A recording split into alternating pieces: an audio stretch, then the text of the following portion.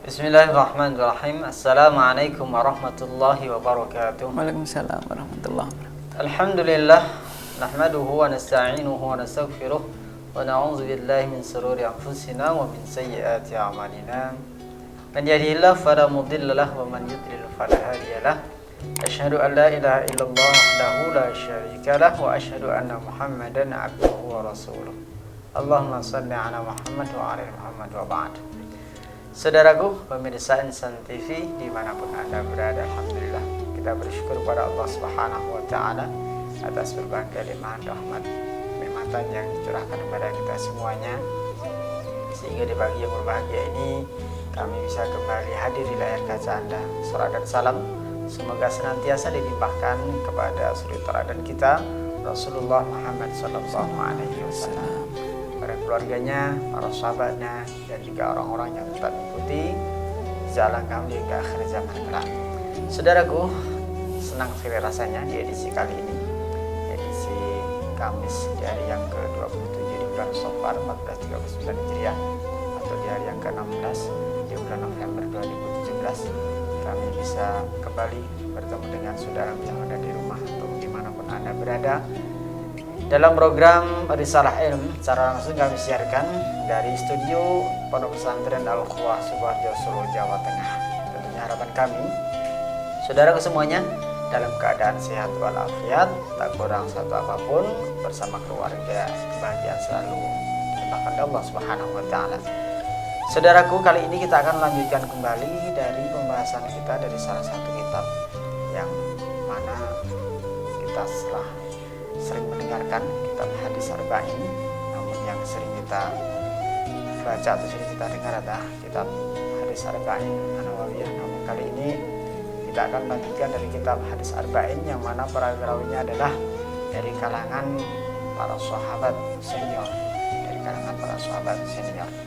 Kita akan masuk pada bahasan hadis yang ke-7 dan tentunya nanti akan diulas bersama Ustaz Agung Abdul Aziz B.A. Hafizullah. Kali ini beliau telah hadir studio bersama kami. Assalamualaikum Ustaz. Waalaikumsalam warahmatullahi wabarakatuh. Ya Faruk Ustaz. Alhamdulillah bikhair. Seran atas kelonggaran waktunya kembali bisa hadir Ustaz ya. Untuk hadis yang ke-7 Ustaz, hadis yang ke-7, faedah atau bahasan apa yang bisa kami nanti bisa ambil dari pelajaran hadis tersebut? Insyaallah kita akan belajar bersama. Hadis yang ke-7 ini berkisar dengan Fadlul Adkar ba'da shalah, yaitu keutamaan zikir setelah bersolat, setelah solat 5 waktu. Jadi kita akan disunahkan untuk berzikir dan kita insyaallah akan bahas berkaitan dengan hal tersebut bismillahi ta'ala insyaallah. Baik, itu yang nanti akan kita pelajari bersama pembahasan dari kitab hadis arba'in. Nanti masuk pada sebuah pembahasan tentang keutamaan berzikir setelah solat. Tentunya setiap kita sudah bisa mengamalkan atau bahkan sebagian tentunya sudah menghafal dan mengamalkan dari zikir-zikir setelah sholat. Namun kita akan menyimak zikir dan sholat yang bagaimana yang sesuai dengan sunnah Nabi Shallallahu Alaihi Wasallam. Karena tidak kita pungkiri di sebagian kaum muslimin banyak tersebar zikir-zikir yang mana zikir-zikir tersebut sebagian tidak ada tuntunan dari Rasulullah Shallallahu Alaihi Wasallam, dan juga sebagian dari kita terkadang malas untuk melaksanakan zikir setelah sholat, karena di antara sebabnya adalah di antaranya tidak tahu keutamaan dan fadilahnya. Nah, nanti kita akan menyimak keutamaan dan fadilahnya apa yang semoga kita membuat untuk semangat untuk melakukan zikir setelah sholat. Jadi setelah sholat tidak langsung pergi dari tempat duduk, tapi berzikir kepada Allah Subhanahu wa taala. Dan saudaraku nanti bisa bergabung bersama kami dalam pesan singkat di nomor yang telah ada. Dari pemirsa yang bertanya, insya Allah akan ditanggapi oleh Ustaz. Demikian, jangan kemana-mana, kita akan kembali setelah beberapa pariwara yang berikut ini. Bismillahirrahmanirrahim.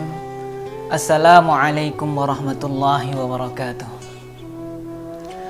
Alhamdulillah hamdan katsiran tayyiban mubarakan fih kama yuhibbu rabbuna wa yardah.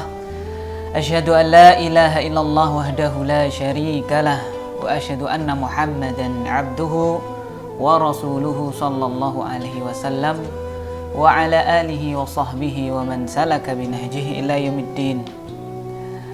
Qala Allah ta'ala fi kitabihil karim, ya ayyuhalladzina amanu taqullaha haqqa tuqatih wa la tamutunna illa wa antum muslimun.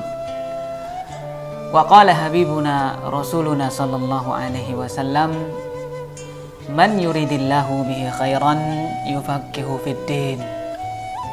Amma ba'du, para pemirsa dimanapun Anda berada, yang semoga mendapatkan limpahan rahmat inayah serta nikmat yang banyak dari Allah Subhanahu wa ta'ala.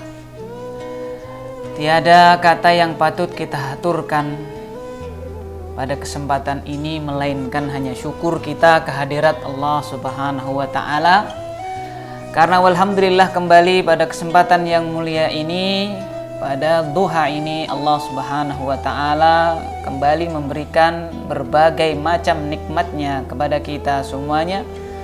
Mulai dari nikmat yang paling penting, yang paling urgen, nikmat iman dan juga nikmat Islam, diiringi dengan nikmat-nikmat yang begitu banyak, nikmat kesehatan, waktu yang longgar, dan nikmat kita bisa bertatap muka bertemu pada acara yang kita cintai ini, Risalatul Ilmi. Maka kewajiban kita selaku hamba Allah Subhanahu wa ta'ala tiada lain adalah mensyukuri nikmat-nikmat Allah tersebut dengan harapan pahala yang banyak kita harapkan dari Allah Subhanahu wa ta'ala, serta tambahan nikmat yang Allah Subhanahu wa ta'ala akan janjikan kepada kita bisa terrealisasi sebagaimana dalam firman-Nya, la in syakartum la azidannakum wa la in kafartum inna adzabi lasyadid. La in syakartum, apabila kalian bersyukur kata Allah Subhanahu wa ta'ala, la azidannakum, niscaya aku kata Allah akan tambahi nikmat tersebut untuk kalian. Sebaliknya, bila kita kufur nikmat, wala in kafartum, apabila kalian kufur nikmat, inna adzabi lasyadid, sesungguhnya azabku, siksaku sangat-sangat berat dan pedih. Oleh karena itu, kembali kami wasiatkan untuk diri kami pribadi khususnya, umum untuk para pemirsa semuanya, mari kita tingkatkan syukur kita kepada Allah Subhanahu wa ta'ala. Yang kedua, tidak bosan dan tidak jemu, ya. Kami berwasiat untuk diri kami pribadi khususnya, kemudian umum untuk pemirsa semuanya, mari kita senantiasa memperbaiki keikhlasan kita kepada Allah Subhanahu wa ta'ala dalam setiap perbuatan amalan ibadah, dan apapun yang kita lakukan, mari kita niatkan hal tersebut untuk menggapai ridhonya lillahi ta'ala, ikhlas karena Allah Subhanahu wa ta'ala. Karena rubba amalin kabirin tusaghiruhun niyah, betapa banyak amal yang kelihatannya dinilai oleh orang amalan tersebut sangat besar, tetapi gara-gara niat yang salah, tusaghiruhun niyah, pahalanya menjadi kecil, pahalanya menjadi minim, bahkan pahalanya hilang, tidak ada pahalanya, tidak berpahala, bagaikan debu-debu yang berterbangan. Akan tetapi warubba amalin saghirin tukabbirhun niyah, sebaliknya betapa banyak amal yang sepele, amal yang itu dilihat orang hanya amal yang kecil, tetapi gara-gara niatnya yang ikhlas karena Allah Subhanahu wa ta'ala, mengharapkan ridha Allah, maka ganjarannya, pahalanya dibuat besar, dibuat agung oleh Allah Subhanahu wa ta'ala. Maka terkhusus nasihat untuk diri kami pribadi, terutama dalam menyampaikan ilmu, maka saya wasiatkan ya dilandasi dengan keikhlasan. Dan untuk nasihat semuanya, para pemirsa semuanya, setiap amalan kita harus kita landasi dengan keikhlasan. Karena kita masih ingat, awalun nas yuqda yaumal qiyamah, orang yang pertama kali dihisab, diadili di depan Allah Subhanahu wa ta'ala, 3 orang. Yang pertama rajulun ustushhida, orang yang mati syahid, fa'utiya bihi, didatangkan di hadapan Allah Subhanahu wa ta'ala, fa'arrafahu ni'amahu fa'arafaha, kemudian Allah bentangkan, ceritakan ulang nikmat-nikmat yang telah Allah berikan kepada dia di dunia dulu. Dia pun mengakui nikmat-nikmat Allah tersebut. Kemudian ditanya oleh Allah Subhanahu wa ta'ala, fama amilta fiha, kamu gunakan untuk apa nikmat-nikmatku dulu di dunia? Maka dia menjawab, qataltu fika hatta ustuhitu, ya Allah, aku berperang di jalanmu, aku berperang untukmu sampai aku mati syahid. Lihatlah para pemirsa yang dirahmati Allah, perang yaitu apa? Jihad fisabilillah. Pahala yang begitu besar hingga dia tewas, dia terbunuh. Tetapi kata Allah, kadzabta, engkau dusta. Kamu lakukan itu li'an yuqal annahu jari, supaya engkau disebut sebagai pemberani. Faqad qil, di dunia sudah dikatakan. Maka apa? Fa umira bihi, diperintahkan kepadanya. Fasuhiba ala wajhihi, diseret di atas wajahnya. Hatta ulqiya finnar, dia pun dijebloskan ke dalam neraka. Na'udzubillah tsumma na'udzubillah. Yang kedua, warajulun ta'allamal ilma wa 'allamahu wa qara'al Qur'an. Orang yang belajar ilmu agama, orang yang mengajarkan ilmu agama, orang yang berdakwah, seorang dai wa qara'al Qur'an, dia pun rajin membaca Al-Qur'an. Kemudian fa'utiya bihi, didatangkan di hadapan Allah sama dengan orang yang pertama. Fa'arrafahu ni'amahu fa'arrafaha, diceritakan lagi nikmat-nikmat yang telah Allah berikan kepadanya, dia pun mengakuinya. Fama amilta fiha, ditanya, apa yang engkau gunakan nikmat-nikmat tersebut di dunia, kau gunakan untuk apa? Qal, dia menjawab, ta'allamtul ilma wa 'allamtuhu wa qara'tu fikal Qur'an. Ya Allah, dulu di dunia aku giat belajar, giat mengajar, kemudian giat membaca Quran karenamu ya Allah. Apa kata orang tersebut? Dijawab oleh Allah, kadzabta, engkau dusta. Engkau melakukan itu supaya engkau dikatakan qari, dikatakan alim. Orang kedua tersebut pun diseret oleh Allah Subhanahu wa taala, dijebloskan ke dalam nerakanya. Na'udzubillah tsumma na'udzubillah. Dan yang ketiga, ma'asyiral mu'minin azani Allah wa iyyakum. Kami ingatkan untuk diri kami pribadi khususnya, pemirsa secara umum semuanya. Wa rajulun wasa'allahu alaihi wa a'tahu min asnafil mali kullih. Seseorang yang Allah luaskan rezekinya, bahkan dikatakan wa a'tahu min asnafil mali kullih. Allah berikan kepadanya harta benda dari segala macam jenis. Segala usahanya pasti berkembang dengan pesat. Semua rezekinya diluaskan oleh Allah Subhanahu wa taala. Usahanya selalu sukses, berhasil, banyak sekali hartanya. Maka ditanya oleh Allah Subhanahu wa taala, "Fama 'amilta fiha?" Kau gunakan untuk apa nikmat-nikmatku dulu di dunia? Orang tersebut pun menjawab, ya, "Ma taraktu min sabilin tuhibbu an yunfaqa fiha illa anfaqtu fiha lak." Tidak ada satu celah pun yang engkau suka untuk diinfaki ya Allah, melainkan pasti aku turut serta. Tapi Allah menjawab, kadzabta, kamu dusta, kamu melakukannya li'an yuqal annahu jawad, supaya engkau disebut orang yang dermawan. Maka dia pun dijebloskan ke dalam neraka. Na'udzubillah tsumma na'udzubillah. Mari, ya, sebelum kita mulai pelajaran pada pagi hari ini, kembali kita luruskan niat kita hanya untuk Allah Subhanahu wa taala, agar supaya apa yang kita jalani mendapatkan pahala keridhaan dari Allah Subhanahu wa taala. Para pemirsa yang dirahmati Allah azani Allah wa iyyakum, tak lupa sholawat serta salam semoga tetap tercurahkan kepada baginda Nabi Muhammad sallallahu alaihi wasallam, keluarga beliau, para sahabat beliau, para tabi'in, tabi'ut tabi'in, dan seluruh kaum muslimin yang mengikuti beliau hingga hari kiamat. Para pemirsa yang dirahmati Allah azani Allah wa iyyakum, kita lanjutkan hadis kita sekarang adalah hadis yang ketujuh. Hadis yang diriwayatkan oleh sahabat Sa'ad ibn Abi Waqqas. Sa'ad ibn Abi Waqqas. An Sa'ad ibn Abi Waqqas qala Rasulullah sallallahu alaihi wasallam, dari sahabat yang mulia Sa'ad ibn Abi Waqqas, beliau berkata bahwasanya Rasulullah sallallahu alaihi wasallam pernah bersabda, "Ayamna'u ahadukum an yukabbira fi duburi kulli salatin 10 wa yusabbiha 10 wa yahmada 10 fadzalika fi khamsi salawatin 50 wa 100 bil lisan wa 1500 fil mizan fa idza awa ila firashihi kabbara 34 wa hamida 33 wa sabbaha 33 fatilka 100 bil lisan wa 1000 fil mizan." Qal summa qal, "Wa ayyukum ya'mal fi yawmin wa lailatin 2500 sayyi'ah." Nabi Muhammad sallallahu alaihi wasallam bersabda, "Ayamna'u ahadukum?" Apakah terhalangi salah seorang dari kalian untuk bertakbir setiap selesai salat ashran, sebanyak 10 kali? Apakah ada yang terhalangi? Apakah ada yang merasa susah setelah sholat itu bertakbir 10 kali. Wa yusabbiha 10, bertasbih juga 10 kali. Wa yahmada 10, bertahmid juga 10 kali. Jadi takbir, kemudian tasbih, kemudian tahmid masing-masing 10. Kata Rasulullah, fadzalika fi 5 shalawatin.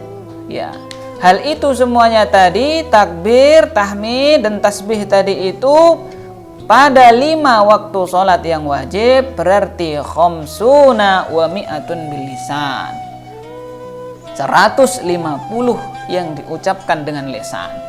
Ya, 30 kali 5 150. Wa alfun wa khamsu mi'atin fil mizan. Tetapi pahalanya di sisi Allah Subhanahu wa taala alfun wa khamsu mi'ah, 1.500 kelak di timbangannya Allah Subhanahu wa taala. Masya Allah. Jadi 150 totalnya tadi di timbangan Allah Subhanahu wa taala, dilipat gandakan sehingga menjadi 1.500. Fa idza awa ila firashihi, dan apabila dia hendak menuju tempat tidurnya, hendak berbaring, dia sudah berbaring hendak tidur di tempat tidurnya, kabbara arba'an wa thalathin wa hamida thalathan wa thalathin wa sabbaha thalathan wa thalathin. Dia bertakbir 34 kali, kemudian bertahmid 33 kali, kemudian bertasbih 33 kali. Fatilka mi'ahtun bilisan, jumlahnya 100. Takbir 34, kemudian tahmid 33, kemudian tasbih 33, 34, 33, 33, 100 diucapkan dengan lisan, jumlahnya 100. Tapi kata Rasulullah, wa alfun fil mizan, di timbangan Allah kelak pahalanya adalah 1000. Masya Allah. Kemudian beliau bersabda, wa ayyukum, dan siapakah di antara kalian yang berbuat kejelekan sehari semalam itu lebih dari 2.500 kali. Maksudnya apa? Ya, dengan takbir, tasbih, tahmid, dengan zikir kita kepada Allah tadi, ganjaran yang begitu besar. Kita tahu innal hasanat yudhibnas sayyi'at, sesungguhnya pahala kebaikan itu bisa menghapus dosa. Siapakah yang berbuat dosa sehari semalam 2.500 dosa? Maksudnya apa? Berarti dengan amalan yang ringan ini kita mendapatkan surplus pahala 2.500. Jika kita melakukan dosa, maka dosa-dosa tersebut bisa terhapuskan dengan amal soleh kita tersebut. Ya, kecuali tentunya dosa-dosa yang besar, itu harus bertobat kepada Allah, terutama dosa kesyirikan. Innallaha la yaghfiru ayyushraka bihi wa yaghfiru ma duna dzalika liman yasha. Sungguhnya Allah tidak mengampuni dosa kesyirikan dan mengampuni yang di bawah itu bagi orang yang Dia Ta'ala kehendaki. Ma'asyiral mukminin, para pemirsa yang dirahmati Allah azani Allah wa iyyakum. Hadis yang mulia ini memberikan pelajaran faedah yang begitu besar untuk kita semuanya. Tetapi sebagaimana biasanya, sebelum kita memasuki faedah yang akan kita ambil dari hadis tersebut, tidak ada salahnya kita sedikit mengenal biografi dari sahabat yang meriwayatkan hadis ini, yaitu Sa'ad ibn Abi Waqqas radhiyallahu taala anhu. Beliau Sa'ad ibn Abi Waqqas ini adalah putra dari Abi Waqqas, ya, ayah beliau namanya Abi Waqqas. Kemudian kakek beliau namanya Malik. Kemudian buyut beliau namanya Uhaib, ada yang menyebutnya juga Uhaib. Kemudian di atasnya lagi, bapaknya lagi adalah Abdul Manaf. Di atasnya lagi adalah Zuhrah. Kemudian di atasnya lagi adalah Kilab. Jadi nasab beliau bertemu dengan Rasulullah Shallallahu Alaihi Wasallam pada Kilab, ya. Karena kita tahu baginda Nabi Muhammad Shallallahu Alaihi Wasallam, beliau bernama Muhammad ibn Abdullah ibn Abdul Muttalib ibn Hashim ibn Abdul Manaf ibn Qusay ibn Kilab. Bertemu nasab beliau dengan baginda Nabi Muhammad Shallallahu Alaihi Wasallam di Kilab. Kemudian Sa'ad ibn Abi Waqqas radhiyallahu taala anhu ini lebih dekat nasabnya kepada ibunda Nabi Muhammad Shallallahu Alaihi Wasallam, karena kita tahu ibunda Nabi Muhammad Shallallahu Alaihi Wasallam adalah Aminah bintu Wahab. Aminah bintu Wahab ibn Abdi Manaf ibn Zurrah ibn Kilaf. Nah itu. Jadi apa? Ibundanya Nabi Muhammad sallallahu alaihi wasallam Aminah bintu Wahab ibn Abdi Manaf ibn Zuhrah ibn Kilab. Nah itu. Jadi lebih dekat kepada nasabnya si Sa'ad ibn Waqqas ibn Abi Waqqas ini kepada ibunda dari Nabi Muhammad sallallahu alaihi wasallam. Oleh karena itu, ibunda Nabi Muhammad sallallahu alaihi wasallam ini adalah bibi dari Sa'ad bin Abi Waqqas secara tidak langsung, ya. Ya, nenek bibi. Nah, seperti itu karena kedekatan nasabnya dengan Sa'ad ibn Abi Waqqas. Sa'ad ibn Abi Waqqas ini dilahirkan tahun 27 sebelum hijrahnya baginda Nabi Muhammad sallallahu alaihi wasallam. Ada yang mengatakan tahun 25 sebelum hijrahnya baginda Nabi Muhammad sallallahu alaihi wasallam. Sehingga ketika Sa'ad ibn Abi Waqqas ini masuk Islam, umur beliau masih tergolong muda. Yang mengatakan 19 tahun. Ya, termasuk sahabat yang masih muda ketika masuk Islam. Aslama wa huwa sab'ah minal muslimin. Beliau masuk Islam urutan yang ketujuh dari kaum muslimin yang masuk Islam. Walahu yauma idzin 19 sanah. Umur beliau ketika itu 19 tahun. Wa qila 17.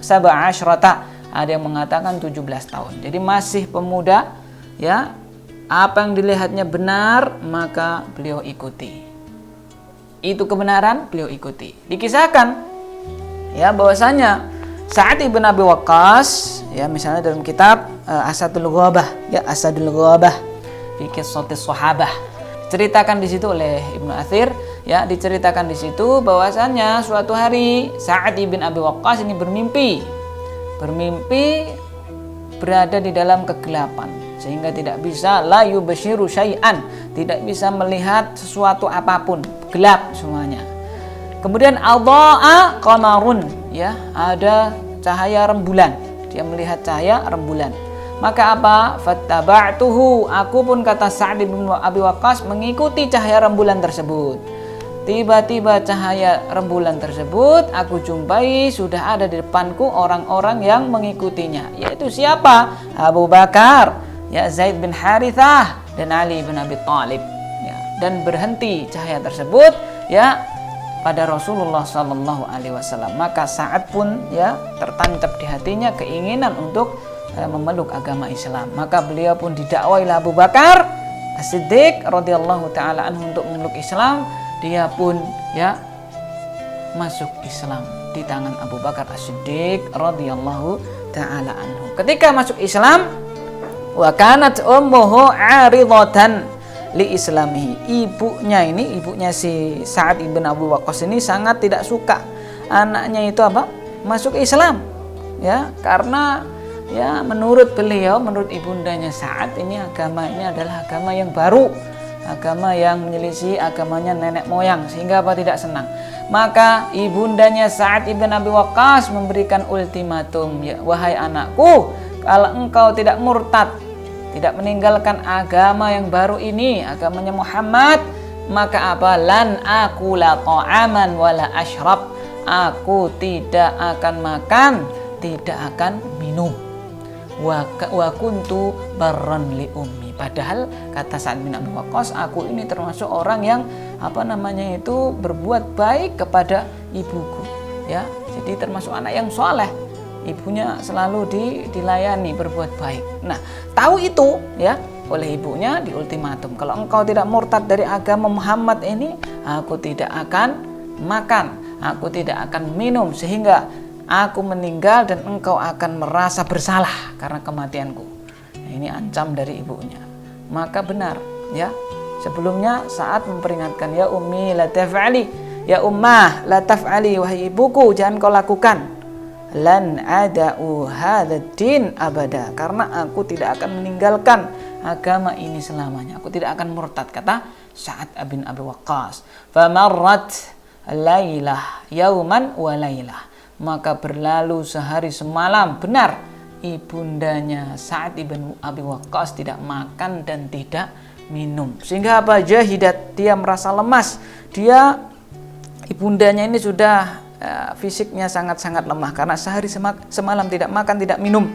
Dilihat itu oleh Sa'ad bin Abi Waqqas, justru Sa'ad bin Abi Waqqas mengatakan, "Ya ummah, wahai ibuku, lau laki nafsun, lau kunti laki nafsun, alfu nafsin, kharajat nafsan ma taraktu hadzal din." Wahai ibundaku, seandainya engkau itu memiliki 1000 jiwa, 1000 ruh, keluar satu persatu, meninggal satu persatu, karena agar supaya aku murtad, ma taraktu hadzal din, aku tidak akan meninggalkan agamaku ini. Dengar itu, akhirnya ibunda dari Sa'ad ibn Abi Waqqas pun mau untuk makan, mau untuk minum. Jadi inilah keteguhan Anas bin Malik. Sampai-sampai beliau mengatakan, ya, surat Luqman, ya, salah satu surat Luqman, wa in jahadaka ala an tusyrika bi ma laisa laka bihi ilmun fala tuti'huma wa sahibhuma fid dunya ma'rufa wattabi' sabila man anaba ilaihi. Allah Subhanahu wa taala berfirman dalam surat Luqman, wa in jahadaka, apabila kedua orang tuamu itu memaksamu agar supaya engkau berbuat kesyirikan, mensekutukan Allah Subhanahu wa taala dengan sesuatu yang engkau tidak punya ilmu, fala tuti'huma, jangan engkau taati keduanya. Tetapi apa? Wasahibhuma fid dunya ma'rufa, tetap pergaulilah kedua orang tuamu di dunia dengan baik. Saat mengatakan, ya, ini ayat ini seakan-akan turun, ya, turun mengenai perkaraku dengan ibuku. Nah, seperti itu. Nah, ini Sa'ad bin Abi Waqqas radhiyallahu taala, sejarah masuk Islamnya beliau, ya, sedikit sejarah masuk Islamnya beliau. Kemudian para pemirsa yang rahmati Allah, a'azzani Allah wa iyyakum, Sa'ad ibn Abi Waqqas ini termasuk sahabat yang mulia. Kenapa? Jelas, termasuk, ya, beliau itu adalah ahadul mubasysyirina bil jannah, ya, salah satu 10 orang yang diberi kabar gembira masuk surga oleh Rasulullah sallallahu alaihi wasallam. Abu Bakar fil jannah, Umar fil jannah, Utsman fil jannah, Ali fil jannah, Thalhah fil jannah, Zubair fil jannah, Sa'ad fil jannah, yaitu Sa'ad ibn Abi Waqqas, Sa'id bin Zaid fil jannah, Abdurrahman bin Auf fil jannah, Abu Ubaidah bin Jarrah fil jannah. Jadi 10 orang yang dijamin oleh Rasulullah sallallahu alaihi wasallam masuk surga.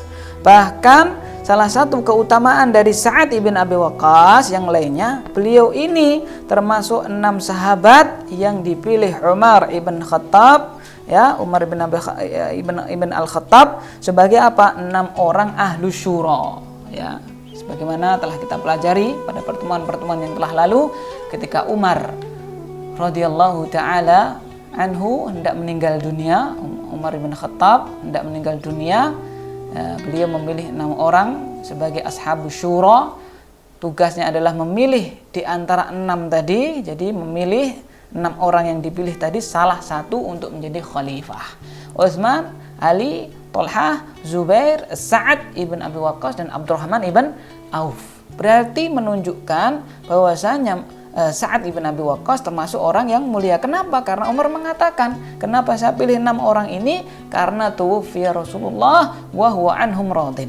Ketika Rasulullah itu meninggal dunia, Rasulullah ridho kepada 6 orang ini. Nah, berarti Sa'ad ibn Abi Waqqas ini bukanlah orang yang sembarangan, ya. Sa'ad ibn Abi Waqqas, pemirsa yang dirahmati Allah, azani Allah wa iyyakum, beliau ini adalah orang yang sangat-sangat ahli dalam memanah, ya, sangat-sangat ahli dalam memanah. Beliau pernah didoakan oleh Rasulullah sallallahu alaihi wasallam, Allahumma saddid ramyatahu wa ajib da'watahu, ya Allah, saddid ramyatahu, jadikanlah bidikan si Sa'ad ini tepat dan kabulkanlah setiap doa yang ia panjatkan kepadamu, ya Allah. Nah, maka, ya, kita sebagai kaum muslimin, ya, memang disunahkan untuk melakukan olahraga panahan, ya, sebagaimana para ulama as-sabiqin, ulama-ulama kita terdahulu, Imam Syafi'i, ya, dijelaskan dalam Syiarul A'lam Nubala oleh Imam Dhahabi bahwasanya min asyrah asaba tis'ah, dari 10 kali memanah, misalnya Imam Syafi'i memanah 10 kali, yang 9 tepat sasaran, yang satunya melenceng sedikit. Imam Bukhari rahimahullahu taala, Imam Bukhari rahimahullahu taala seumur hidupnya diceritakan oleh ya para ahli ilmi bahwasanya tidak pernah melenceng dari panahannya kecuali hanya 2 kali. Demikian pula ya Sa'ad ibn Abi Waqqas, keahlian beliau adalah memanah. Oleh karena itu, ma'asyiral mukminin azanillahu wa iyyakum, memang olahraga ini ya olahraga yang disunahkan dan olahraga yang mulia. Kemudian ma'asyiral mukminin, para pemirsa yang dirahmati Allah azanillahu wa iyyakum, Sa'ad ibn Abi Waqqas meninggal pada tahun 55 Hijriah. Umur beliau ketika itu ya kira-kira adalah bid'an wa thamanina sanah. Ya, balagha min umrihi bid'an wa thamanina sanah. Beliau umurnya kira-kira 80 sekian tahun. Jadi 80 lebih umur beliau radhiyallahu taala anhu. Nah, dikubur di Madinah. Beliau dikubur di Baqi di Madinah An-Nabawiyah. Para pemirsa yang rahmati Allah azanillahu wa iyyakum, itu tadi adalah sekelumit tentang biografi dari Sa'ad ibn Abi Waqqas radhiyallahu taala anhu. Kemudian kita akan memasuki faedah dari hadis yang telah kita baca ini. Fil hadithi dalalatun ala fadli tasbih wa takbir wa tahmid, wa qad jaa fi tafsir tasbih annahu tanzihullah azza wa jalla an kulli su'. Dalam hadis yang mulia ini menunjukkan kepada kita keutamaan bertasbih, bertakbir dan bertahmid. Wa qad jaa fi tafsir tasbih, dan telah diterangkan tentang tafsir dari makna at-tasbih ini adalah annahu tanzihullah, mensucikan Allah Subhanahu wa taala dari segala kejelekan dan kekurangan. Itu itu makna dari tasbih. Jadi kita ucapkan subhanallah, itu maha suci Allah. Maksudnya apa? Maha suci Allah dari segala kekurangan. Allah itu zat yang maha sempurna, tidak ada sedikit pun kekurangan padanya ta'ala. Beda dengan makhluknya. Ya, ada orang yang kaya tetapi dia gampang sakit. Ada orang yang sehat walafiat tetapi qadarullah masya'a fa'al, keluarganya miskin. Ada orang yang pintar sekali, qadarullah wa masya'a fa'al, hidupnya sengsara, penuh dengan kekurangan. Allah Subhanahu wa taala ya suci, maha suci dari apa? Kejelekan, kekurangan. Nah, ini makna dari apa? Tasbih. Sedangkan alhamdu ya kan? Ya tahmid, ya alhamdulillah, maknanya diterangkan salah satunya oleh Syekh Muhammad bin Shalih Al-Utsaimin dalam tafsir beliau, tafsir Juz Amma. Beliau menerangkan ya, ammal hamdu wasful mahmud bil kamal ma'al mahabbati wa ta'zim. Dinamakan hamdu ya, pujian, segala puji milik Allah. Maksudnya apa itu? Mensifati zat yang dipuji. Berarti kita itu mensifati Allah karena Allah adalah zat yang kita puji. Mensifati Allah bil kamal, dengan segala macam kesempurnaan. Allah itu zat yang maha sempurna. Ma'al mahabbati wa ta'zim, diiringi, dibarengi dengan apa? Kecintaan kita dan pengagungan kita kepada Allah Subhanahu wa taala. Jadi Allah itu kita puji maha sempurna. Ya, sempurna apanya? Ya, kamal al-dzati wal kamal al-wasfi wa kamal al-fi'li. Sempurna zatnya Allah, sempurna sifatnya Allah, sempurna perbuatan Allah azza wa jalla subhanahu wa ta'ala. Zatnya Allah sempurna ya, sifatnya Allah sempurna. Misalnya Allah Subhanahu wa taala punya sifat hidup ya kan, al-hayyu al-qayyum. Hidupnya Allah itu hidup yang sempurna. Ya, bagaimana hidup yang sempurna? Tidak, misalnya ya, hidup yang sempurna ini hanya satu sifat dari sifat-sifat Allah. Hidup sempurnanya Allah itu apa? Tidak pernah tidak hidup. Kemudian apa? Tidak akan mati. Kemudian apa? Ketika hidup tidak pernah terkena yang namanya kesengsaraan. Beda dengan kita, ya. Kalau kita hidup sekarang ini ya pernah tidak hidup. Hal ata 'alal insan hinum minad dahri lam yakun syai'an madhkura. Disebutkan Allah dalam Al-Qur'an, ya, bukankah telah datang kepada manusia hinum minad dahri, suatu zaman, suatu ketika dia itu belum bisa disebut karena belum ada. Jadi kita pernah tidak ada. Dan keberadaan kita sekarang, hidup kita sekarang ini kadang-kadang kita sakit, kadang-kadang kita cacat, kadang-kadang kita itu terkena ngantuk, tidur dan seterusnya. Beda dengan Allah, tidak pernah tidur, tidak pernah sakit, semuanya sempurna. Hidupnya Allah itu sempurna. Dan pasti kelak kita akan meninggal dunia, kita akan mati. Beda dengan Allah, hidupnya sempurna, tidak pernah bertemu dengan yang namanya kematian. Itu adalah sifat Allah Subhanahu wa taala, semuanya sempurna. Salah satunya adalah hidup. Banyak lagi sifat melihatnya Allah, ya, sifat mendengarnya Allah Subhanahu wa taala. Pokoknya sifat-sifat Allah semuanya sempurna. Dan juga perbuatan Allah pun juga sempurna. Semuanya sempurna. Itu yang namanya apa? Tahmid. Nah, jadi ada dari hadis yang mulia ini ada keutamaan tasbih, takbir dan tahmid kepada Allah Subhanahu wa taala. Wa fihi dalilun ala istihbabi hadhil adkar aqibas salawat. Ya. Dalil ini, hadis ini juga menunjukkan kepada kita, ya apa? Disunahkan kita itu untuk berzikir dengan zikir-zikir tersebut setelah kita melakukan sholat 5 waktu. Karena kita lihat kebanyakan kaum muslimin, ya setelah sholat 5 waktu langsung pergi, langsung meninggalkan ya tempat duduknya. Padahal disunahkan kita itu untuk berzikir kepada Allah Subhanahu wa taala. Dan para pemirsa yang dirahmati Allah azani Allah wa iyyakum, zikir setelah sholat itu banyak sekali macamnya, ya. Jumlah bilangannya itu tidak hanya satu sebagaimana yang kita kenal. Misalnya umumnya kaum muslimin mengenalnya itu kan ya subhanallah, ya, tasbih 33 kali, walhamdulillah, tahmid 33 kali, Allahu akbar 33 kali. Padahal ada sekitar 5 metode kita itu berzikir setelah sholat kepada Allah Subhanahu wa taala. Ya, yang pertama adalah itu tadi subhanallah, kemudian alhamdulillah, kemudian Allahu akbar masing-masing 33 kali sebagaimana yang ma'ruf, yang dikenal oleh kebanyakan kaum muslimin.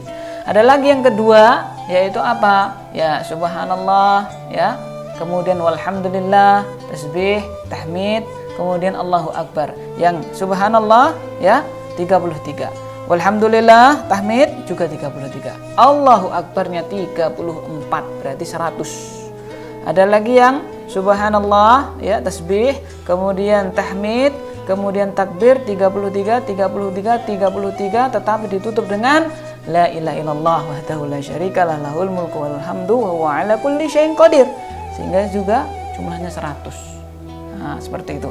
Ada lagi yang subhanallah, walhamdulillah, Allahu akbar, ini berapa? Ya, 25. Ditutup dengan apa? La ilaha illallah wahdahu la syarikalah, atau tahlil ya. La ilaha illallah 25 kali. Jadi 25 ditambah dengan la ilaha illallah 25 kali. Dan yang kelimanya ini yang kita baca ya, subhanallah 10 kali. Kemudian walhamdulillah 10 kali. Kemudian Allahu akbar 10 kali. Jadi 10. Nah, ini menunjukkan ya berbagai macam cara zikir tadi itu ya, menunjukkan kita boleh memilih. Dijelaskan oleh Syekh Muhammad bin Shalih Al-Utsaimin, ya kenapa syariatnya banyak? Apakah kita memilih satu atau kita kerjakan semua? Kata beliau kalau bisa kerjakan semuanya. Kadang ya 33, 33, kadang 33, 34 yang tadi itu ya, kadang 33, kita tutup dengan la ilaha illallah wahdahu la syarikalah lahul mulku wa lahul hamdu wa huwa ala kulli syai'in qadir, kadang 10, kadang 25 kita tambah dengan tahlil la ilaha illallah 25 juga. Tujuannya apa? Ya supaya semua sunah Nabi ini tetap terjaga eksistensinya, tetap ada yang kita amalkan. Dan hikmah yang lainnya, kita bisa mengkondisikan ya keadaan kita. Misalnya kita sedang longgar, maka kita maksimalkan zikir kita kepada Allah Subhanahu wa taala. Kita pilih yang paling panjang. Ya, kita pilih yang paling apa? Yang paling panjang. Subhanallah 33. Kemudian la ilaha illallah walhamdulillah 33. Allahu akbar 33, atau kita tutup dengan la ilaha illallah wahdahu la syarikalah lahul mulku wal hamdu wa huwa ala kulli syai'in qadir, atau yang lainnya. Tetapi ketika kita tergesa-gesa, misalnya kita sedang safar ya, menanti kereta atau yang lainnya, kita pilih yang paling ringan berapa? 10. ya, itu pun pahalanya sudah dilipat gandakan Allah Subhanahu wa taala, ya. Untuk mengetahui ya lebih rincinya, mari kita baca ya hadis-hadis berkaitan dengan zikir setelah sholat, agar supaya kita lebih termotivasi, ternyata pahalanya begitu besar sehingga kita tidak bermudah-mudahan meninggalkan zikir setelah sholat. Yang pertama saya katakan tadi ya, yaitu subhanallah 33 kali, kemudian alhamdulillah 33 kali, kemudian Allahu Akbar 33 kali. Itu sudah umum di kalangan apa? Kaum muslimin. Kemudian ditutup dengan apa tadi? La ilaha illallah wahdahu la syarikalah lahul mulku wa lahul hamdu wa huwa ala kulli syai'in qadir. Jumlahnya berarti 133 ditambah tutup dengan la ilaha illallah wahdahu la syarikalah lahul mulku wa lahul hamdu wa huwa ala kulli syai'in qadir, jadi 100. Dalilnya adalah an Abi Hurairah radhiyallahu taala anhu an Nabi sallallahu alaihi wasallam qaal man sabbahallah fi duburi kulli salatin 33 wa hamida 33 wa kabbara 33 fatilka 99 wa qala tamamal mi'ati la ilaha illallah wahdahu la syarikalah lahul mulku wa lahul hamdu wa huwa ala kulli syai'in qadir ghufirat khotayahu wa in kanat misla zabadil bahri, rawahu Muslim. Baginda Nabi Muhammad sallallahu alaihi wasallam bersabda, barang siapa sabbahallah, bertasbih kepada Allah subhanallah ya, fi duburi kulli salatin, setiap kali selesai salat, 33 kali, kemudian wahamida, bertahmid alhamdulillah 33 kali, wa kabbara 33, bertakbir Allahu Akbar 33 kali, jumlahnya 90 kata Nabi, 90 ya, 9 kata Nabi, fatil ke tis'un, jumlahnya berarti 99, wa qala tamamal mi'ah, kemudian dia tutup genapkan 100 dengan la ilaha illallah wahdahu la syarikalah lahul mulku wa lahul hamdu wa huwa ala kulli syai'in qadir. Kata baginda Nabi Muhammad SAW, ghufirat khotayahu, diampuni dosa-dosanya, wa in kanat mithla zabadil bahri, walaupun dosanya sebanyak buih di lautan, semuanya diampuni oleh Allah Subhanahu wa taala. Masya Allah, subhanallah, Allahu Akbar. Ini karunia dari Allah Subhanahu wa taala. Siapakah di antara kita yang tidak pernah berdosa? Siapakah di antara kita yang tidak pernah berbuat kesalahan? Kita semua adalah pendosa, banyak sekali dosanya. Karena baginda Nabi Muhammad SAW menegaskan, kullu bani Adam khata', setiap anak Adam itu berpotensi sering berbuat kesalahan dosa. Wa khairul khatta'ina tawwabun, sebaik-baiknya orang yang berbuat kesalahan adalah yang mau bertobat kepada Allah. Salah satunya dengan kita berzikir, kita akan diampuni dosa-dosa kita oleh Allah Subhanahu wa taala, walaupun dosa kita sebanyak buih di lautan, kata baginda Nabi Muhammad sallallahu alaihi wasallam. Itu yang pertama. Jadi 33 ditutup dengan la ilaha illallah wahdahu la syarikalah lahul mulku wa lahul hamdu wa huwa ala kulli syai'in qadir. Kata baginda Nabi, diampuni dosa-dosanya walaupun sepenuh buih di lautan. Yang kedua yaitu 33 Allahu Akbarnya 34 kali ya. Jadi subhanallah 33, alhamdulillah 33, Allahu Akbarnya 34 kali sehingga jumlahnya 100. An Ka'ab ibn Ujrah anna Nabiya sallallahu alaihi wasallam qaal mu'aqibat la yakhibu qailuhunna aw fa'iluhunna dubura kulli salatin maktubatin 33 tasbihah 33 tahmidah wa 34 takbirah, rawahu Muslim. Baginda Nabi Muhammad SAW beliau bersabda, mu'aqibat, amalan yang dilakukan setelah sesuatu selesai diamalkan, la yakhibu qailuhunna, tidak akan merugi orang yang mengucapkannya atau melakukannya setiap kali selesai sholat fardu. Apa itu? 33 tasbih, 33 tahmid, dan 34 takbir. Jadi subhanallah 33, alhamdulillah 33, Allahu Akbar 34. Nah itu macam atau cara yang kedua. Cara yang ketiga, para pemirsa yang dirahmati Allah azanillahu wa iyyakum, ya, Subhanallah 33, Alhamdulillah 33, Allahu Akbar 33. Ini sudah ma'ruf di kalangan kaum muslimin 33. Ya. Baginda Nabi Muhammad sallallahu alaihi wasallam beliau pernah bersabda, ala uhadditsakum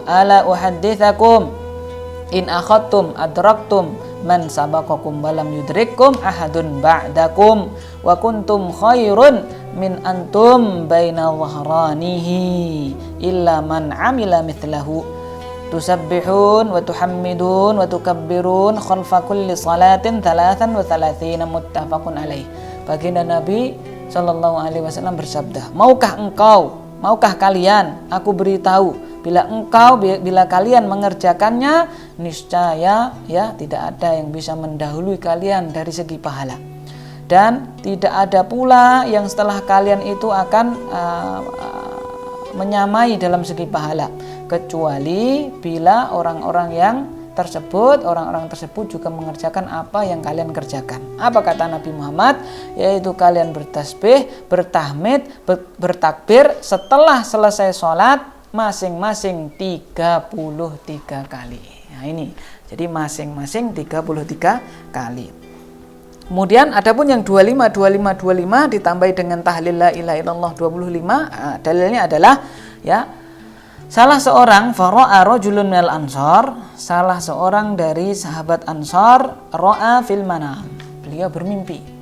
Faqala, kemudian setelah itu ya, setelah mimpi beliau berkata kepada para sahabat yang lain, amarakum Rasulullah sallallahu alaihi wasallam an tusabbihu fi duburi kulli salatin 33 ya, wa tahmadullah 33 wa tukabbiru 34. Qala na'am. Bukankah Nabi kalian memerintahkan kepada kalian, itu Rasulullah memerintahkan kepada kalian setelah selesai sholat itu kalian itu bertasbih 33 kali, bertahmid 33 kali, dan bertakbir 34 kali? Dijawab oleh para sahabat iya. Nah ya kan, qala faj'alu 25. Dia mengatakan jadikan 25 saja. Jadi tasbih 25, tahmid 25, takbir 25. Wa ja'alut tahlil ma'ahunna, tambahi juga dengan tahlil juga 25 kali. Kata orang tersebut melihat dalam mimpinya karena diberi petunjuk oleh Rasulullah. Maka apa? Diadukan kepada Rasulullah SAW. Mendengar itu Rasulullah SAW bersabda, if'alu, iya, lakukan apa yang dia anjurkan. Jadi menunjukkan disetujui oleh Rasulullah Sallallahu Alaihi Wasallam, sehingga kesimpulannya ya, berzikir setelah sholat itu banyak sekali jenisnya ya, macamnya, bilangannya itu apa, tidak hanya yang kita kenal 33 tidak, ternyata yang kita kenal tadi ya, tasbih 33, tahmid 33, takbir 33. Ada lagi jenis yang kedua, tasbih 33, tahmid 33, takbirnya 33 ditutup dengan la ilaha illallah wahdahu la syarikalah lahul mulku wa lahul hamdu wa huwa ala kulli syai'in qadir. Macam yang ketiganya adalah 33, 34 takbirnya, jadi 100. Kemudian yang selanjutnya 10 sebagaimana yang kita baca pada hadis ini, dan yang terakhir adalah 25 ditutup dengan tahlil la ilaha illallah juga 25 kali ya. Hikmahnya dikatakan tadi bahwasanya apa, kita bisa menyesuaikan dengan kondisi yang ada pada diri kita. Ketika kita sedang longgar, kita pilih yang panjang-panjang. Ketika kita tergesa-gesa, ada suatu urusan yang mendesak, maka kita pilih yang paling ringan, yaitu 10. Demikian. Para pemirsa yang dirahmati Allah, azani Allah wa iyyakum ya. Kemudian wa fihi dalilun ala istihbabi hadhil adkar indal uwi ilal firash.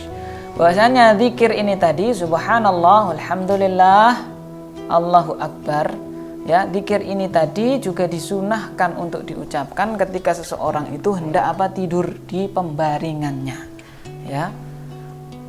Jadi disunahkan pula kita untuk mengucapkannya. Jadi jangan sampai kita itu ketika tidur tidak melakukan adab-adab tidur. Salah satunya adabnya adalah ini ya, kita itu bertasbih subhanallah 33 kali, bertahmid alhamdulillah 33 kali ya. Kemudian kita bertakbir Allahu Akbar 34 kali, sehingga jumlahnya 100. Nah, maka akan diberi pahala oleh Allah Subhanahu wa taala menjadi 1000 pahala, ditingkatkan, dilipat gandakan oleh Allah Subhanahu wa taala. Kemudian selanjutnya ya para pemirsa yang dirahmati Allah, azanillahu wa iyyakum, wa fil hadithi dalalatun ala jawazil 'addi wal ihsa' lidzikri wa tasbih. Ya. Hadis ini menunjukkan bolehnya kita menjumlah atau menghitung jumlah dzikir kita kepada Allah Subhanahu wa taala. Tasbihnya sudah 33 belum? Kemudian tahmidnya sudah 33 belum? Takbirnya sudah 34 belum? Nah, kan dihitung. Nah, dan disunahkan ya menghitungnya itu dengan apa? Dengan tangan kanan, ya. Dalilnya mana? An Abdullah bin Amr radhiyallahu taala anhu qala ra'aitu Rasulullah sallallahu alaihi wasallam ya'kudu at-tasbih biyadihi wa fi ziyadah lahu biyaminihi, rawahu Abu Dawud. Ya. Bahwasanya sahabat Abdullah bin Amr beliau mengatakan ra'aitu Rasulullah, saya melihat Rasulullah sallallahu alaihi wasallam, beliau itu menghitung tasbih beliau. Dalam riwayat yang lain ya menggunakan tangan kanan beliau, ya kan? Maksudnya apa? Jari jemari tangan kanan beliau. Di sini diriwayatkan oleh Imam Abu Dawud. Nah, dan hadis ini pula menjelaskan kepada kita wa fihi dalilun ala kaunil mizani haqqa. Hadis ini juga menjelaskan kepada kita bahwasanya salah satu keimanan yang harus kita imani bahwasanya mizan, timbangan itu benar adanya besok di hari kiamat, karena ada orang yang mengingkari timbangan. Jadi benar-benar ditimbang. Dan ahli sunnah wal jamaah menetapkan ya bahwasanya al-mauzun salasah, yang ditimbang itu ada 3. Yang pertama amalnya, jadi amalannya akan diwujudkan ya, ketika kita di dunia kita tidak bisa melihatnya ya berupa abstrak, nanti di akhirat dijadikan materi, berwujud sehingga bisa ditimbang. Yang kedua adalah catatannya, ya, catatan lembaran, catatan amal itu ditimbang. Dan yang ketiga adalah orang yang mengamalkannya. Jadi orangnya akan ditimbang. Dan jangan dikira berarti saya badannya gemuk di dunia ini, nanti timbangan saya di akhirat akan berat. Tidak. Bihasabil a'mal allati fa'alaha. Ya, beratnya nanti akan tergantung amalan yang dia lakukan di dunia. Jadi tidak sekedar dengan ukuran tubuhnya ketika ini di dunia, tidak ya. Jadi 3 tadi yang akan ditimbang, kita ulangi. Yang pertama adalah amalannya itu yang sekarang ini kita bisa melihat pahala kita bentuknya seperti apa, nanti di akhirat akan dijadikan berwujud, ditimbang. Kemudian catatannya ditimbang, kemudian orangnya akan ditimbang ya. Nah, contohnya adalah dalil ya Abdullah bin Mas'ud radhiyallahu taala anhu, suatu ketika dia diperintah oleh Rasulullah untuk memanjat pohon arok, mencari batang siwak ya. Pohon arok itu adalah pohon ya yang menjalar di daerah Arab sana, digunakan untuk siwak. Ketika memanjat tertiup angin sehingga betis beliau kelihatan, ya kan? Kain beliau terangkat sedikit karena angin tadi, betisnya kelihatan, ditertawakan oleh para sahabat karena betis beliau kecil. Ya, lima tathakun, kata Rasulullah. Loh, kenapa kalian itu tertawa? Ya, lidiqqati saqaihi ya Rasulullah. Rasulullah itu ternyata Abdullah bin Mas'ud betisnya itu kecil. Nah, seperti itu. Maka apa kata Rasulullah sallallahu alaihi wasallam, walladzi nafsu Muhammadin biyadihi, demi zat yang jiwa Muhammad ini ada di tangannya, ya, lahuma athqal min Uhud. Besok di hari kebangkitan, ketika hari penimbangan, kedua betis Abdullah bin Mas'ud itu lebih berat daripada gunung Uhud. Menunjukkan orangnya pun akan juga ditimbang kelak di hari kiamat. Para pemirsa yang rahmati Allah, a'azzani Allah wa iyyakum. Ya, sebagai penutup, ya, faidah yang paling utama dari hadis ini bahwasanya Allah Subhanahu wa taala membuka untuk kita amal-amal yang ringan. Namun berpahala sangat besar. Berpahala sangat-sangat tidak bisa kita bayangkan. Fadilahnya begitu besar sebagaimana tadi yang kita baca, ya, dilipat gandakan oleh Allah Subhanahu wa taala. 150 ternyata nilainya di sisi Allah 1.500, ya kan? 100 ternyata nilainya 1.000 di sisi Allah Subhanahu wa taala. Oleh karena itu, mari kita gunakan bonus-bonus yang Allah Subhanahu wa taala tawarkan kepada kita. Kita maksimalkan, kita amalkan supaya kita menjadi orang-orang yang difirmankan oleh Allah Subhanahu wa ta'ala, fa amma man thaqulat mawazinuh fa huwa fi 'ishatir radiyah. Adapun orang-orang yang timbangan kebaikannya itu berat kelak di hari kiamat, fa huwa fi 'ishatir radiyah, dia akan hidup dengan hidup yang diridhoi alias dimasukkan ke dalam surganya Allah Subhanahu wa ta'ala. Jangan sampai kita menjadi orang-orang yang sebaliknya. Wa amma man khaffat mawazinuh fa ummuhu hawiyah.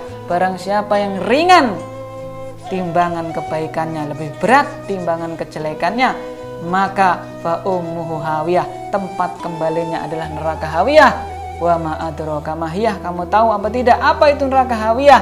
Narun hamiyah, api yang mengepung, yang bergejolak. Naudzubillah, summa naudzubillah. Semoga kita dijadikan oleh Allah Subhanahu wa ta'ala menjadi hamba-hambanya yang senantiasa berzikir, ingat kepada Allah Subhanahu wa ta'ala, terutama tatkala kita setelah selesai melakukan ibadah yang wajib, salah satunya adalah sholat 5 waktu. Demikian mungkin ini yang bisa kita pelajari pada kesempatan yang mulia ini. Kurang lebihnya kami mohon maaf. Kita kembali lagi ke Jakarta. Subhanakallahumma bihamdik, asyhadu an la ilaha illa anta, astaghfiruka wa atubu ilaik. Wa sallallahu ala nabiyina Muhammad. Assalamualaikum warahmatullahi wabarakatuh. Di program Risalah Ilmu dan tiba saatnya kita di akhir penghujung kita akan bacakan beberapa pertanyaan yang ada dari saudaraku. Yang pertama, assalamualaikum. Assalamualaikum warahmatullahi wabarakatuh. Jember, Pak Ustadz, kalau saya sholat isya langsung sholat isya, tidak pakai sholat sunnah qabliyah dan ba'diyah, dan saya teruskan dengan sholat witir, boleh enggak? Ya, terima kasih dari Ibu Ida ya di Jember. Tanya bagaimana sholat isya itu tidak ada sholat tidak melaksanakan qobliyah ataupun ba'diyah, maksudnya yang rawatib ya, tidak dilaksanakan tapi langsung witir ya. Jawabannya adalah tentunya boleh ya, karena apa? Sholat sunnah qobliyah dan ba'diyah atau yang dikenal kalau dalam kitab-kitab fikih itu rawatib ya. Dan rawatib kan ada yang muakkad, wiru muakkad kan ada ya. Yang muakkad yaitu setelah isya itu 2 rakaat, yang wiru muakkad ya sebelum isya 2 rakaat itu tidak dilakukan kemudian langsung witir, insya Allah tidak mengapa ya kan. Kenapa? Karena hukumnya sunnah ya. Tetapi kalau langsung witir tidak sholat isya, nah itu tidak boleh itu ya. Karena apa? Isya'nya hukumnya wajib. Tetapi tentunya ya utamanya adalah apa? Yang rawatib dikerjakan. Kenapa? Yang namanya juga rawatib itu juga rotaba ya, mengiringi. Nah, dan kita tahu pahalanya begitu besar. Siapa man hafadha 12, barang siapa menjaga 10 rawatib ya, maka akan dibangunkan untuknya rumah di surga. Ya, maka ya kita kerjakan yang ringan dulu kan 2 rakaat, kemudian kita tutup dengan witir, insya Allah tidak mengapa. Allahu ta'ala alam bissawab. Baik, demikian untuk Ibu Ida yang ada di Jember, semoga bermanfaat. Berikutnya, assalamualaikum Ustaz. Waalaikumsalam. Apakah boleh menaruh sesuatu benda berupa kemenyan dan lain-lain pada tiap-tiap sudut pondasi rumah yang baru dibangun? Bagaimana hukumnya menurut syariat Islam? Dari Ibu Lin di Garut ya, di Garut Jawa Barat. Jadi untuk Ibu Lin ya di Garut ya, pertanyaannya yang sangat bagus ya. Wah, hukumnya menaruh kemenyan apa tadi ya di pojok-pojok rumah yang dibangun ya. Tentunya dalam syariat kita tidak ada tuntunan seperti itu ya. Tidak ada, bahkan itu ditakutkan bisa terjerumus dalam kesyirikan kalau mempunyai i'tiqad, kepercayaan yang menggantungkan pada itu semacam menyan atau apa tadi, benda-benda tadi kan. Kita tahu bahwasanya ada hadis man 'allaqa tamimatan faqad asyraka, barang siapa pakai gelang tamimah, gelang jimat itu sudah berbuat kesyirikan. Ya, karena apa? Nanti kalau kan ditanya itu ketika dalam kitab tauhid misalnya jelaskan kenapa kamu pakai gelang itu ya, dari wahan supaya ya terhindar dari yang marah bahaya, maka dikatakan tidak boleh, suruh motong. Itu saja berupa gelang, apalagi ini berupa yang semacam itu yang mana ini tidak ada dalam syariat kita. Maka saya nasihatkan jangan dilakukan seperti itu. Kita hindari, kita luruskan tauhid kita kepada Allah, tawakal kita dan ta'aluk kita luruskan hanya kepada Allah, sebagaimana dalam hadisnya Abdullah bin Abbas ya, idza sa'alta fas'alillah wa idza sta'anta fasta'in billah. Kalau engkau mintalah kepada Allah, dan bila engkau minta pertolongan, minta tolonglah kepada Allah Subhanahu wa taala. Allah alam bisawab. Baik. Berikutnya kembali dari hamba Allah di Sulsel, di masjid daerah kami mengadakan zikir bersama malam Jumat dipimpin Ustadz dengan menggunakan mikrofon dan jamaahnya ikut. Adakah contoh yang seperti itu, mohon penjelasannya? Ya. Dari Sulsel ya, Sulawesi Selatan ya. Yang pertama, zikir itu ya yang dilakukan secara sendiri-sendiri, karena itu merupakan contoh dari Nabi Muhammad SAW. Jadi dilakukan individu. Adapun dituntun secara berjamaah itu justru malah diingkari oleh salah seorang sahabat yang mulia, Abdullah bin Mas'ud. Ya. Suatu ketika Abdullah bin Mas'ud itu melihat ada orang yang berzikir secara berjamaah. Kabbiru mi'ah, bertakbirlah kalian 100 kali. Kemudian yang lainnya setelah dikomando itu bertakbir ngambil batu satu, batu itu jumlahnya 100. Nah itu diingkari oleh Abdullah bin Mas'ud. Ini perkakasnya baginda Nabi masih utuh, ya kan ya? Kenapa kalian cepat sekali berbuat perkara yang baru yang tidak pernah dilakukan oleh baginda Nabi Muhammad SAW? Jadi saya nasihatkan kita berusaha semaksimal mungkin kita hindari perbuatan-perbuatan seperti ini. Kita takut ya kita itu telah melangkai atau mendahului Rasulullah Sallallahu Alaihi Wasallam. Bukankah Nabi pernah mengatakan wa khairul hadi Muhammad, sebaik-baik petunjuk itu petunjuknya Nabi Muhammad Sallallahu Alaihi Wasallam. Kita ikuti saja apa yang dilakukan baginda Nabi, insya Allah ya muaranya adalah surganya Allah Subhanahu Wa Taala. Tidak usah kita memodifikasi atau yang lainnya. Allahu a'lam bishawab. Baik, demikian saudaraku, cukup saja bagaimana Rasulullah memberikan contoh. Baik. Untuk selanjutnya, Assalamualaikum Ustaz, dari MAD di Pekanbaru Riau. Saya baru mengenal sunnah dan pendengar setia TV Insani dan Roja. Maaf, mau tanya apakah berzikir boleh dilakukan sehabis sholat sunnah dan bagaimana berzikir dengan benar menurut sunnah Rasul? Dan maaf, saya ingin sekali membaca Al-Quran tapi belum bisa dan apa hukumnya membaca Al-Quran dengan huruf Latinnya. Terima kasih Ustaz. Assalamualaikum. Insyaallah ya, pertanyaan dari MAD tadi ya. Dari Pekanbaru. Barakallahu fih, semoga Allah memberinya keberkahan ya dan juga istiqomah. Ya, pertanyaannya tadi adalah setelah sholat sunnah bolehkah kita berzikir? Jawabannya adalah boleh insyaallah. Karena kita sudah baca hadisnya kan, inda duburi kulli sholatin ya. Setelah selesai sholat, di situ menakiroh sholatin, walaupun diterangkan dalam hadis yang lain maktubatin, yang wajib. Tetapi ya wallahu a'lam bishawab, ini menunjukkan boleh juga setelah sholat sunnah kita berzikir. Dan berzikir kepada Allah itu adalah perbuatan yang sangat mulia.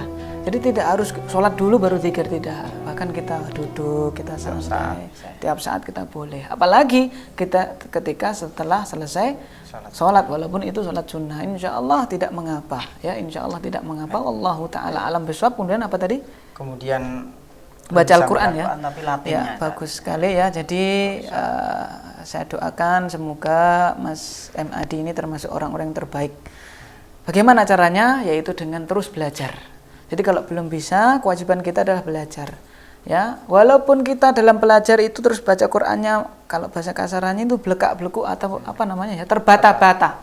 Itu insya Allah pahalanya dihitung oleh Allah Subhanahu Wa Taala 2. Ya, man qara'al Qur'an, al-mahiru bil Qur'an ma'a safaratil kiramil bararah. Orang yang mahir baca Qur'an derajatnya bersama malaikat yang mulia.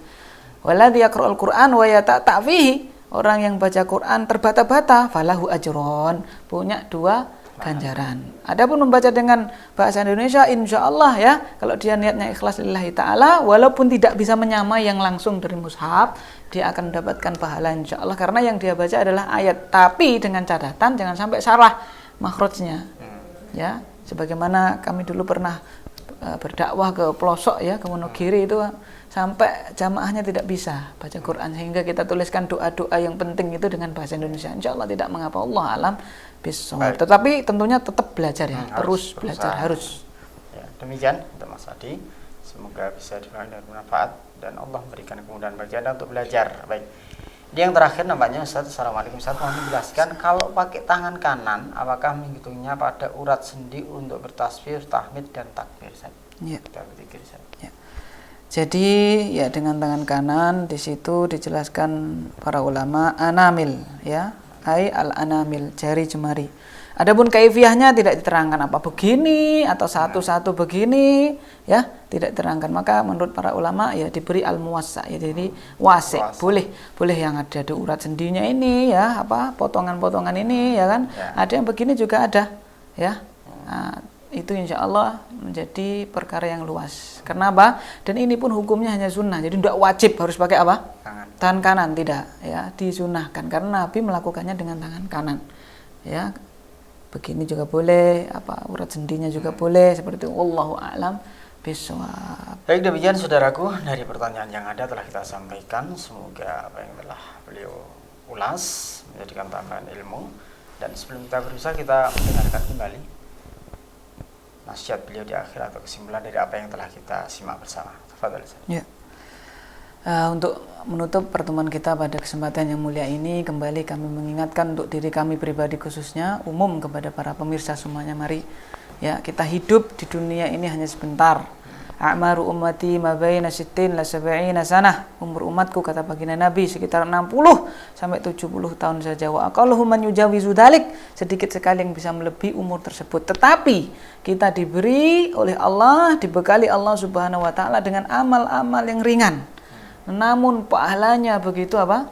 Besar. Oleh karena itu jangan sampai kita menjadi orang-orang yang rugi, tidak mau mengamalkan amalan yang ringan tadi padahal pahalanya besar. Kita hanya sibuk dengan dunia, kita hanya sibuk memburu hal-hal yang tidak penting untuk akhirat kita. Boleh kita memburu dunia, tapi kita gunakan dunia itu untuk menggapai derajat yang tinggi di sisi Allah Subhanahu wa taala. Bagaimana caranya? Kita lakukan hal-hal tersebut sesuai dengan syariat Allah Subhanahu wa taala. Wallahu taala alam bisawab. Baik, demikian saudaraku, kami aturkan jazakallahu khairan. Terima kasih kepada Ustaz dan juga seluruh pendengar. Jazakumullah khairan atas perhatiannya, dan tentunya kita dari apa yang telah kita simak bersama mampu menggugah kita setiap kita untuk bergiat semangat melaksanakan setiap tuntunan Rasulullah SAW, bukan hanya perkara hal yang ringan-ringan yang ternyata banyak sekali atau besar sekali faedahnya bagi kita semuanya. Semoga Allah memberikan hidayah taufik pada kita semuanya dan istiqomah tentunya. Dan kami akan undur diri kembali ke Jakarta. Kami mohon maaf atas segala kekurangan yang ada. Insyaallah jumpa kembali pada pertemuan yang akan datang. Subhanakallah hamdika asyhadu an la ilaha illa anta astaghfiruka wa atubu ilaik. Assalamualaikum warahmatullahi wabarakatuh. Waalaikumsalam warahmatullahi wabarakatuh.